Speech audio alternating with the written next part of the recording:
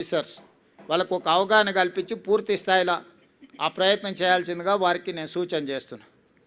ఇక రెండవది బీఆర్ఎస్ ప్రధాన ప్రతిపక్షం. నేను శాసనసభ్యులు హరీష్ అండ్ కేటీఆర్కు ఒక సూచన చేయదలుచుకున్నా. హరీష్ రావు గారు, మీ అసూయను కొంచెం తగ్గించుకోండి. కేటీఆర్, నీ అహంకారాన్ని కొద్దిగా తగ్గించుకో. మీ వయసు నాకంటే తక్కువే. ఇంకా చాలా రోజులు మనం రాజకీయాలలో కొనసాగాల్సిన అవసరం ఉన్నది. అధికారం అనేది ఎవరికీ శాశ్వతం కాదు. అధికారం అనేది వారసత్వ సంపద కాదు. మన తాతలు ముత్తాతల నుంచి వచ్చిన సంపద అయితే అది మనకే చెందుతుంది. మనకు కూడా ఇంట్లో ఆడపిల్లలు వచ్చి వాటా అడిగితే ఎన్టీ రామారావు గారు తీసుకొచ్చిన ఆడపిల్లలకు కూడా ఆస్తిలో సమాన హక్కు కల్పించిన తర్వాత దాంట్లో ఆడపిల్లలు కూడా వాటా అడుగుతారు. అది కూడా పూర్తిగా మనకు రాదు. ఈరోజు తెలంగాణ ప్రజలు స్పష్టంగా 2023 శాసనసభ ఎన్నికల్లో చంద్రశేఖరరావు గారే కాలుకు బల్పం కట్టుకొని తెలంగాణ నలుమూలలు తిరిగినప్పుడు మేమందరం కలిసి సిఎల్పి నాయకుడుగా బట్టి విక్రమార్క గారు, పిసిసి ప్రెసిడెంట్గా నేను, ఉత్తమ్ కుమార్ రెడ్డి గారు, కోమటిరెడ్డి గారు, ఇక్కడ వేదిక మీద ఉన్న పెద్దలందరూ, పొంగులేటి శ్రీనివాసరెడ్డి గారు, ప్రతి ఒక్కరి సహకారం తీసుకొని మేము తెలంగాణ నలుమూలల మేమందరం కలిసి ఒక ప్రయత్నం చేసినాం. ప్రజలు స్పష్టమైన తీర్పిచ్చి 65 సీట్లు మాకు మా పక్షాలకు, అదేవిధంగా 38-39 సీట్లు మీకు ఇవ్వడం జరిగింది. 39.5% ఓట్లు మాకిస్తే 37% ఓట్లు మీకు ఇచ్చారు. 8 సీట్లు బీజేపీకి ఇచ్చారు, 7 సీట్లు ఎంఐఎంకి ఇచ్చారు. ఇదొక ప్రణాళిక.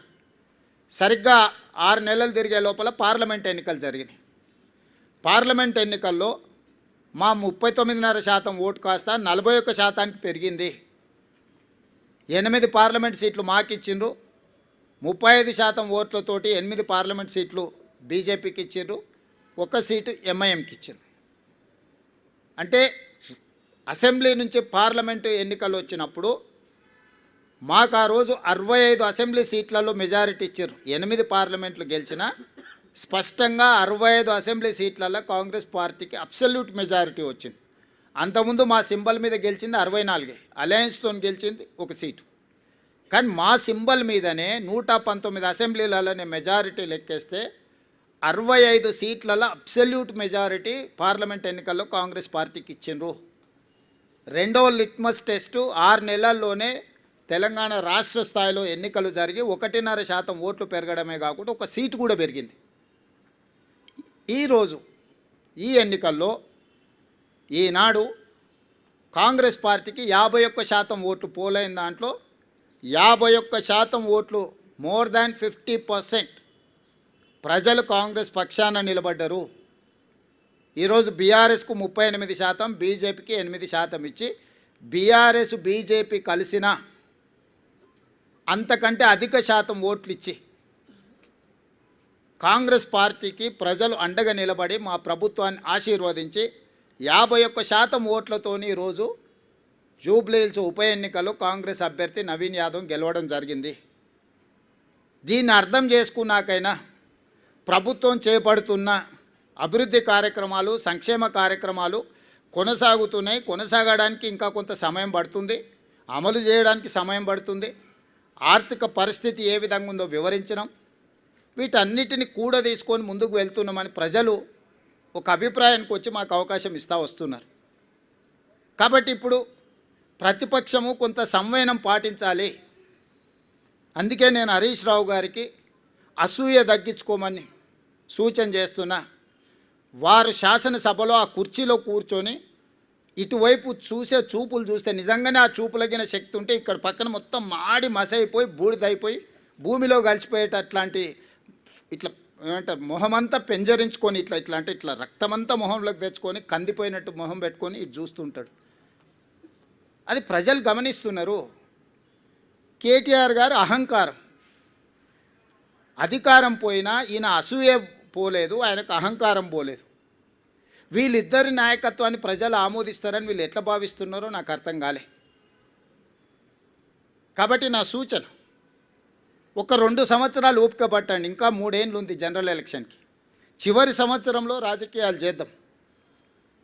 2 సంవత్సరాలు సహకరించండి.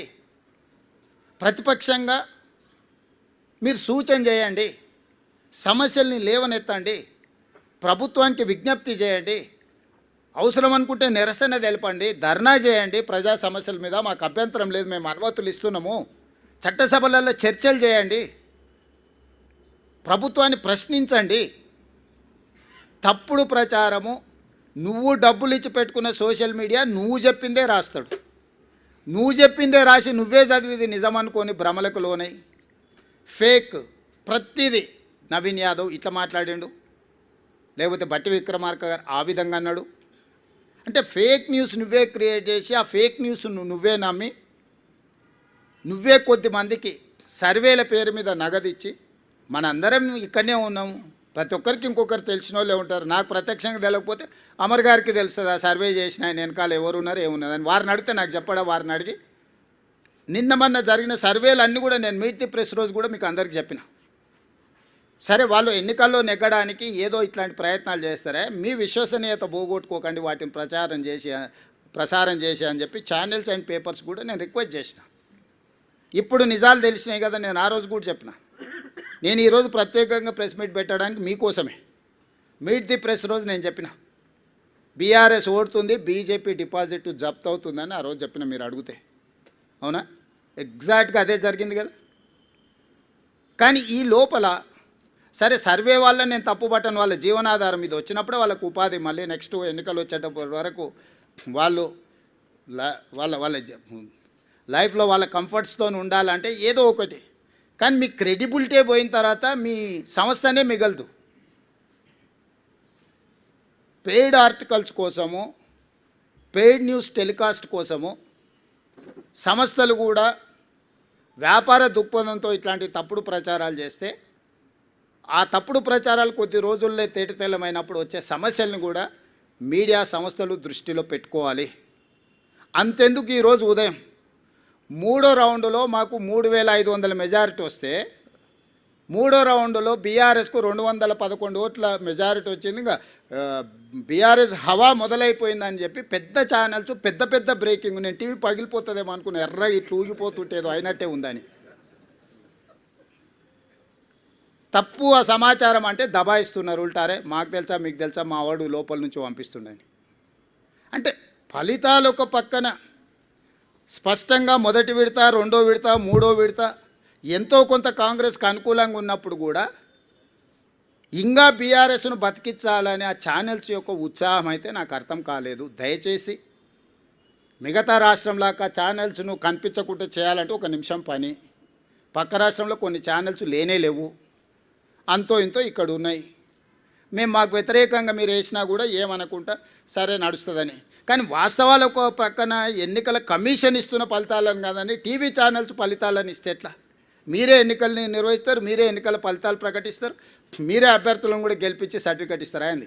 నిన్నగాక మన కామారెడ్డిలో ఒక అమ్మాయి ఎవరో పోయారట, నా కలెక్టర్ వచ్చింది పోస్టింగ్ అని వాళ్ళ ఇంటి వాళ్ళని బ్లఫ్ చేయడానికి. అట్లా మీరేమైనా అభ్యర్థిని అసెంబ్లీకి పంపిస్తారా అండి సర్టిఫికేట్ ఇచ్చి టీవీ ఛానల్స్ వాళ్ళు పేపర్లో? దయచేసి మీ విశ్వసనీయత పోగొట్టుకోకండి. మీకు మా పట్ల వ్యతిరేకత ఉంటే ఇంకో రూపంలో ఏదైనా చూపించండి. మీ యజమానులకు ఏదైనా వ్యాపారాలకు సంబంధించిన అంశాలు ఏమైనా ఉంటే అది ఇంకో దగ్గర చూసుకోండి. కానీ ఈ ఛానల్స్లలో మరీ ఇంత బరితెగింపు, అడ్డగోలుతనము, ఆ పార్టీల కంటే ముందే ఆ పార్టీ వాళ్ళని వచ్చి క్లెయిమ్ చేయాలి. కనీసం మాకు 3వ రౌండ్లో మెజారిటీ వచ్చింది, ఇక మా హవా జరుగుతుంది, అదే ఏంటి పర్వాలేదు. వాళ్ళ తరఫున మీరే ఒకాలతో పుచ్చుకొని మీరే అడ్డగోలు చేసేసి 3569 ఓట్లు ఎన్నో 3వ రౌండ్లో, ఓన్లీ 1 రౌండ్లో 3000 చిల్లర నాకు మెజారిటీ ఉంటే మీరు 211 ఓట్లు మెజారిటీ ఉంది అని చెప్పి బీఆర్ఎస్కు మెజారిటీ ఉంది, ప్రభంజనం మొదలైందని మీరు ఇట్లాంటి విధానము ఇది తెలంగాణ రాష్ట్రానికి మంచిది కాదు. దయచేసి ఈ ఫలితాలు విశ్లేషణలు మీరందరూ చెయ్యండి. 2023 డిసెంబర్ ఫలితాలు 39.5% ఇస్తే 2024 పార్లమెంట్ ఎన్నికలు 41% ఓట్లు ఇస్తే 2025 నవంబర్ ఉప ఎన్నికలు 51% ఓట్లను కాంగ్రెస్ పార్టీకి ఇవ్వడం జరిగింది. ఈనాడు సమిష్టిగా బూత్ స్థాయి కార్యకర్త నుంచి పిసిసి అధ్యక్షుడు వరకు, వార్డు మెంబర్ నుంచి ముఖ్యమంత్రి వరకు కాంగ్రెస్ పార్టీ శ్రేణులంతా ఒక్క తాటి మీద నిలబడి ఈ జూబ్లీహిల్స్ ఎన్నికల్ని ప్రతిష్టాత్మకంగా తీసుకోవడంతో ఈ ఎన్నికల్లో నెగ్గడం జరిగింది. కాంగ్రెస్ మొత్తం ఒక్క తాటి మీద ఉన్నప్పుడు ఎవరి తాత కూడా కాంగ్రెస్ పార్టీని ఓడించలేడు. ఇది మళ్ళోసారి నిరూపితమైంది. మీ అందరు సహకరించినందుకు, ఓటర్ మహాశయులు ఆశీర్వదించినందుకు, మీడియా మిత్రులకు, ఓటర్ మహాశయులకు సహకరించి మద్దతు ఇచ్చిన ఎంఐఎం పార్టీకి, ముఖ్యంగా సిపిఐ, సిపిఎం, కోదండరాం సార్, ఇతర సంఘాలు, రాజకీయ పార్టీలు అన్నీ మాకు సహకరించినందుకు వాళ్ళందరికీ మనస్ఫూర్తిగా कृतज्ञतలు తెలియజేస్తున్నాం. खासकर इस बाई इलेक्शन चुनाव में एमआईएम हम साथ हमारे लिए कांग्रेस पार्टी को मदद देकर इस चुनाव में ये जीत हासिल करने के लिए जो मदद किया, एमआईएम सदर असदुद्दीन ओवैसी, उनके भाई अकबरुद्दीन ओवैसी को कांग्रेस पार्टी के तरफ से, हमारे कांग्रेस कार्यकर्ता के ओर से हम धन्यवाद बोलना चाहता है.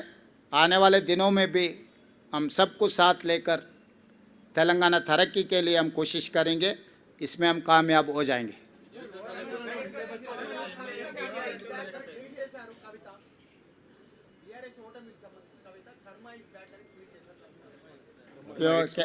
అంటే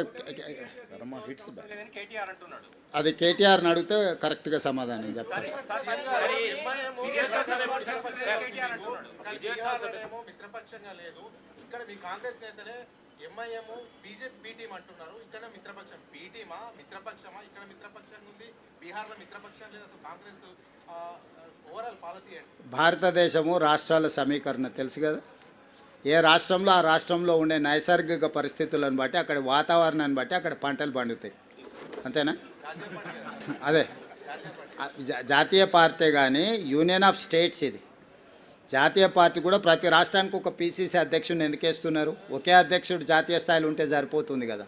ఏ రాష్ట్రాలకు ఆ రాష్ట్రాలకు ఆ స్థానిక పరిస్థితులను బట్టి నిర్ణయాలు తీసుకోవడానికి వెసులుబాటు కాంగ్రెస్ పార్టీ కల్పిస్తుంది. ఆ వెసులుబాటులో భాగంగానే తెలంగాణ రాష్ట్రంలో కాంగ్రెస్ పార్టీ నిర్ణయాలు తీసుకున్నది. మాకు కలిసి వచ్చినందుకు ఎంఐఎంకు మేము ధన్యవాదాలు తెలియజేస్తున్నాం.